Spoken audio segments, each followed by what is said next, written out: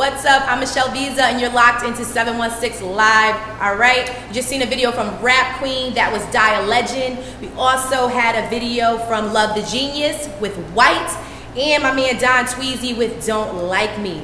Right here with me, I have my man Fonz Carter and my girl Angel. How are you guys? Good. How are you? I'm good, Money. How you doing? I'm well. I see you repping that Brand New Life clothing. Every day, all day. Now you said it's established what, since 2005? Yes, since all right. 2005. How did you get rolling with that? Well, it just really was all in my mind. You know, I always liked to dress. I always had some sense of fashion. So I was actually incarcerated. I was doing a life sentence. Laying in my bunk one day, just bored, reading a magazine, and someone just say, "Hey, man, put together a line. If you had a line, what would it look like?" So I started going through magazines, ripping out little pieces of clothing and putting it together, sticking it with the toothpaste. Dudes that been in prison, they know, we use toothpaste for glue. Stick stuff. Yeah, so learn something new every day. Yeah, so I put together something, and fortunately, I was released about 5 years later, and then eventually it all came into play. Is that where the name came from? Brand New Life, Yeah, like a second chance doing Absolutely, things? yes. So to have life in prison and be able to get released. Wouldn't you say that was a brand new life? It definitely is. And the brand is new life, so it's like it's double. You know I love it. Yeah. Do you have like a summer line or anything you're working on? Yeah, absolutely. Yeah, we just got our summer stuff in. We actually released it Tuesday. Okay. Yeah, so we had 1104 Kensington Avenue. That's Buffalo. Is that right on the corner? Right on the corner, Kensington and Bailey. Make sure you stop 1104 at Kensington. Is the store called Brand New Life? No, actually it's called Salon Sword, and it's a boutique inside of it. Okay, and so you have the clothing inside there. I seen that. It's right on the corner. Right there. Can't miss it. Make sure you go get your Brand New Life clothing. Now, you're also the star of Pure. All right, so tell us about your character. Well, my character is very much like myself. Very cunning, aggressive, provocative, smooth. Nevada is smooth. If y'all seen part one, you already know Nevada's a smooth dude. Right. He got a chip on his shoulder, right? And if y'all seen one, wait to part two. It's crazy because I had a plan. I advised a plan, and it comes to fruition in part two.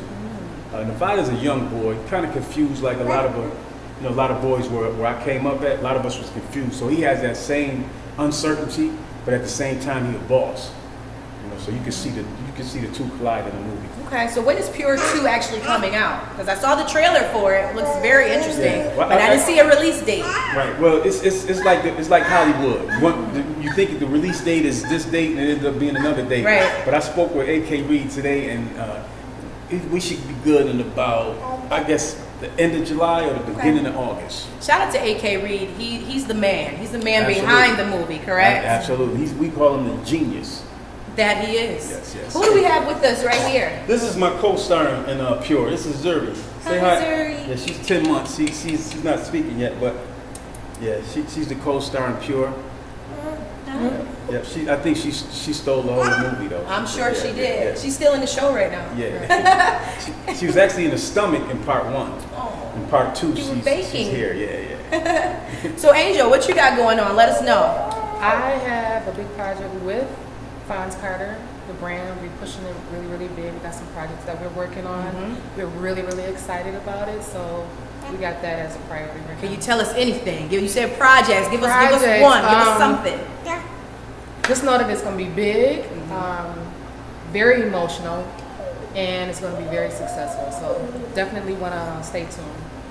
All right. Are you guys getting excited about the Tupac movie that's getting ready to? It's actually coming out tonight, but supposedly in theaters tomorrow. Are you Tupac fans? I am. Yeah. We're looking forward to it. I'm definitely a Pac fan. Yeah, me too. Definitely. Me and Pac share a lot in common. All right, and we had Love the Genius video on the show, and she actually did like a promo vid for Brand New Life, correct? Yeah, she's my label mate. We on the same label, Breaking Records group. Yeah, so me and her are very. Me and her got some stuff coming too. Yeah. So you have a new project coming? Yeah, I have a new project coming. We're gonna release it around the same time as a part two, Pure Part 2, as well as she was hinting earlier. I'm doing a monologue. Basically, we'll find out the venue. We just kind of working out some kinks right now. I'm doing a monologue on my whole life. Oh wow! It's called a one-man show. So I will really be doing some performances from my album. I'll be speaking on some of the situations that happened in my life. It's going to be extremely. It's like a whole extremely good. production, like Yeah. theater type, but it's based off of real life things. Yeah, right. We just finished up the script. Thanks to the enforcer right here. Angel. Yeah. That's your nickname, the enforcer? Yeah. I give out the homework. Yeah. So it's going to be extremely nice. I like that. Now you said, you did some time in jail. Do you have any advice for any young men who might be going down that same path? Well, I mean, it may sound cliche, but it's not worth it. Really, true indeed. Because I mean, when you look at it, when I went to prison, I was living in Miami. I had Range Rovers and Mercedes Benzes and fur coats. By the time I was released, I had $70. You know what I mean? So, do it sound like it's worth it for you? Came home on life parole, $70 in my pocket, starting all over as a grown man. So, I would say to y'all, it's not worth it. Well, who else is on your label? Like the label mates that you have any other artists throughout the city? It's me, Love, and then we got Emperor's Lobby. Okay. Right now we the three, and we potentially sitting down with one of my friends, his nephew. We haven't finished the ink. The ink is still wet on the paper, so we don't know yet. So y'all got a lot of projects Yeah. going on. How did you hook up with Deuce? He actually wrote the book and then he wrote the movie, correct? Yes, yeah. Well, So how'd you hook up with him? Me and Deuce, we met. We had his cousin is my friend, so we met through his cousin, and I had just come back from speaking. I had a tour, and Deuce was like, "What? Really? You speak? How did you do that?" He was really interested in how I got in that line of work. So I told him, "Hey, listen, bro, come by my studio, and basically I mentored him for a while. He came along and he went to a lot of shows and sat back and watched me do what I do. And he was like, bro, Deuce was a humble dude. And he was like, bro, I just want to carry your bags. He said, man, because if you get there and I'm carrying your bags, that means I get to ride to the same destination. I don't care if I got to carry the bags or whatever. So we built a relationship through that. One day Deuce called me excited, yo, I want to shoot a movie.